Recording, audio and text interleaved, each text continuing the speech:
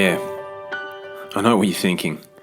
Another landscape photographer with a channel on YouTube. Yes, that's me. Sorry, I couldn't help myself. I've been shooting landscapes now for almost 20 years. I've travelled a lot, I've experienced a lot, and I've also become wise over these years. Never to push myself over the edge. To stay true to what my beliefs are as a professional landscape photographer. I live in Italy, although I'm a true blue Australian, and I know the country pretty damn well by now. It's full of breathtaking medieval landscapes. A lot of them I want to share with you in times to come, and many other places around this beautiful globe. So, I hope you enjoy today's video. It's different. The video quality is better than my last uploads too, so hopefully you get something out of it. So, keep watching.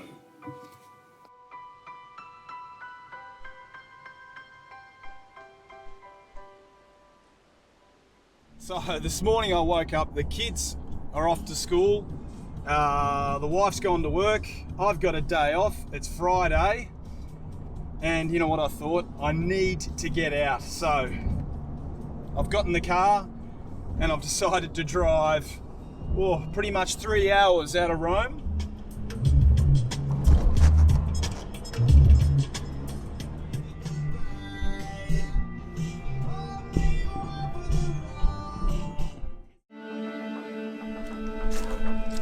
No idea how this place is. I've just arrived now. As soon as I've got out of the car, I've got this tree right in front of me. Look how beautiful it is. Hundreds of years old. It's an old birch tree and they're just everywhere around this area. This place is incredible and I've just arrived. I'm gonna go nuts. And these are the trees that I'm coming across. Just have a look, guys. Have a look how beautiful that is. Alfie's going crazy. I'm just lost for words. I actually am sorry about me being so enthusiastic, but it's crazy. Oh, and there's Alfie doing a poo there. Should probably pick that up. I'll be back in a minute. Don't even know where to start to photograph because there's just so much to take in. I haven't even got my gear out yet. I just don't know where to start. It's just like paradise. Absolute paradise.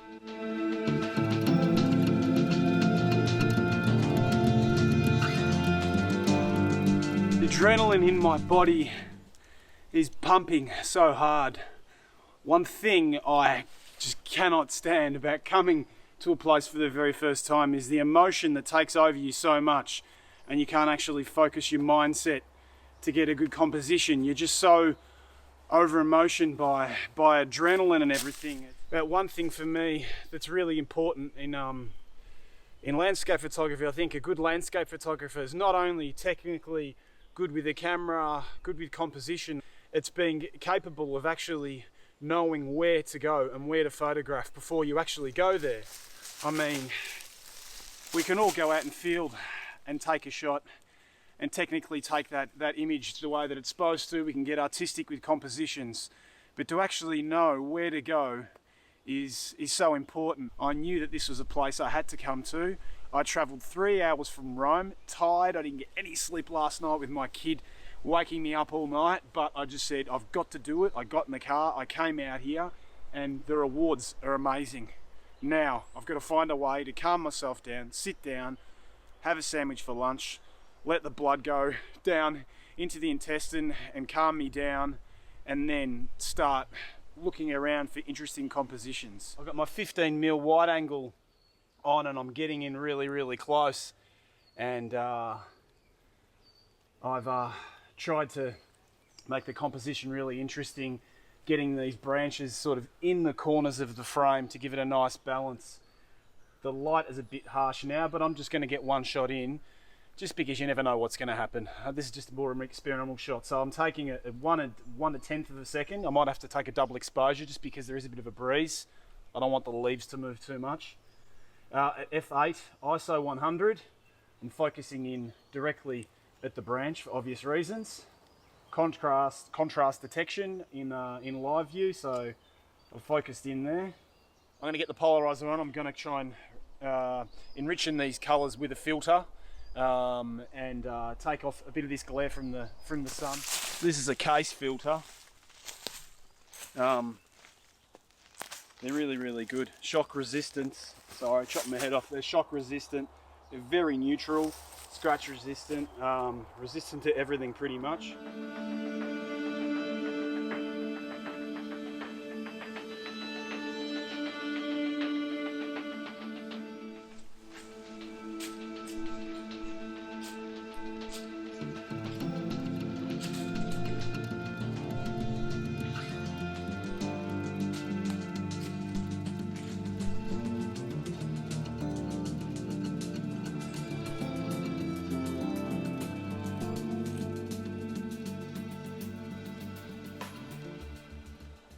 It's actually really hard to find a composition because some of these really ancient ones are so high up. And even though I've got a 15mm, I can't sort of get a nice foreground interest to give it depth. I've got to get underneath and look up, which I'm not a big fan of that composition, so I'm trying to explore other possibilities of maybe thinking about getting my zoom out and stepping back a little bit, or even shooting at 24mm or 30mm. And trying to get it all in, rather than getting in close with a wide angle and try and make those branches come out and wrap around you. You know, that typical sort of look. And try and understand what's my best approach with focal length, type of lens, and what I really want to get out of these trees. Because it's not easy. It's really not easy at all. Especially with the dog running off all the time. I don't even know where the dog's gone. He could have been stolen by a bear, if there's actually bears around here. Actually, in Abruzzo, bear's a vegetarian, so that's okay. Alfie, come here. Hang on, my lips are dry, I need to drink. For those who are interested, if you're animal lovers, this is Alfie. Come here, Alf. Come here, mate.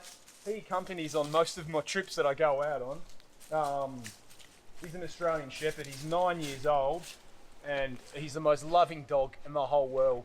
And he just loves it when I go out on these explorations, and he just cruises around. He always stays reasonably close to me. I've got to yell out every now and then, otherwise he's going to nick off and get lost somewhere. The only downfall about having an Australian Shepherd is the hair.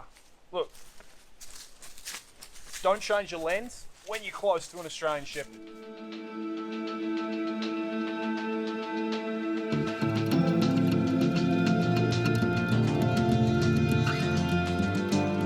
Bit of a bend at this top of the branch here with these knots in here. You know, I can make them stand out a bit in post-production and bring out all these beautiful highlights. Look as that tree goes up. It's just incredible. I'm gonna give this shot, try and get a frame as it bends around and use it to look in the background and see how we go. So I don't know whether to get down low. Nah. I want to get down too low, lose perspective. I want to get him wide because I got a 15mm, but with this case, look, the foregrounds are nothing interesting here. They are, I mean, the floor is great, but as a background, not as a foreground, if that makes sense. So I'm gonna, as I said to everyone on the path, first I compose through my viewfinder, which is why I don't want to go mirrorless. Compose perfectly through my viewfinder, get a rock, throw it that way so my dog buggers off. And then once I've got a good composition in hand, I'll then adjust position of my tripod if needed, put it up on live view, focus in on live view, and then from there sort of understand whether I need to correct the horizon or anything. And then when it comes to focus, I'll use contrast detection focus in live view to get the focus and get the exposure correct.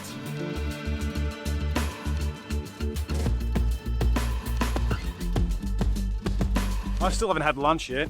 Got a really nice sandwich with cheese and prosciutto, so I might sit down quickly, have a sandwich, and then move on. And we'll get back down to that valley when I first came in, because the sun was so harsh before it wasn't as good, but there were some really good trees when we first arrived, so I might head back there and check them out. for a picnic table. How good is that? Got my nice sandwich from the local deli up the road. Prosciutto, cheese, oil. Good stuff, good hearty food. That's what going out into these places in Italy is like.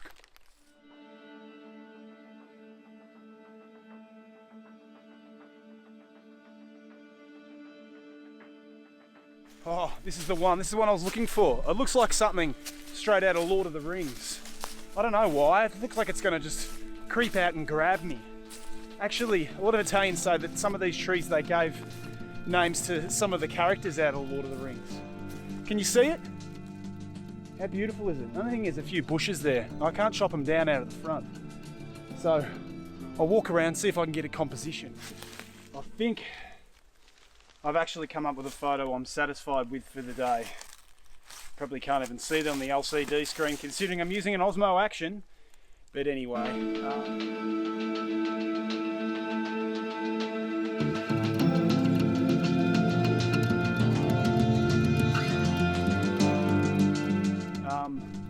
This is the tree I was looking for. And finally found it. I've had it in my head for a long time. I don't know, it's because I've actually seen it once before, but I don't know if you ever have those things, those urges that you need to photograph something specific. Today I found it, and I haven't seen all the trees yet, but this is the one I wanted. This for me screams Lord of the Rings. It's just got those arms, that drapiness of, I don't know if you ever saw, what was it, the second episode of not Lord of the Rings, sorry, what was it? Harry Potter, where the car fell out of the sky and the car grabbed, the tree grabbed the car. It reminds me of a similar thing, and it looks just very, very, like I said before, very medieval. Oh my god, it's in the bag. I don't know if you can actually see that. Oh no, you can't make any idea. Anyway, look, I got a starburst.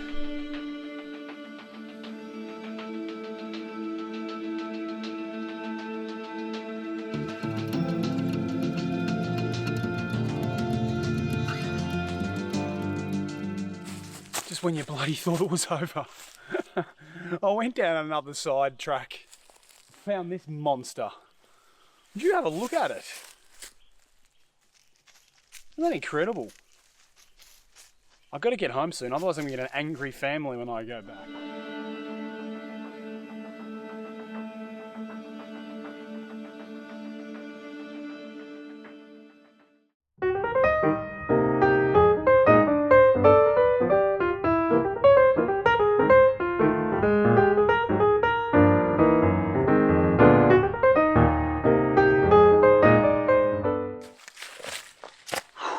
That was by far one of the best photographic outings I had in quite a while. You could just see how beautiful that area was. I'm just absolutely blown away. I don't actually have words. I can't wait to get all this stuff onto Photoshop and see what I can get out of it. Luckily enough, I did a lot of double exposures because the sky, because I was pointing up to get a lot of those trees going up a lot of the time, I was getting a lot of the sky, so I did double exposures, and I really hope some stuff comes out. Alfie, come here, mate. Come here. Go and say goodbye to everyone. So, that's pretty much it for today. Alfie, bye, till next time.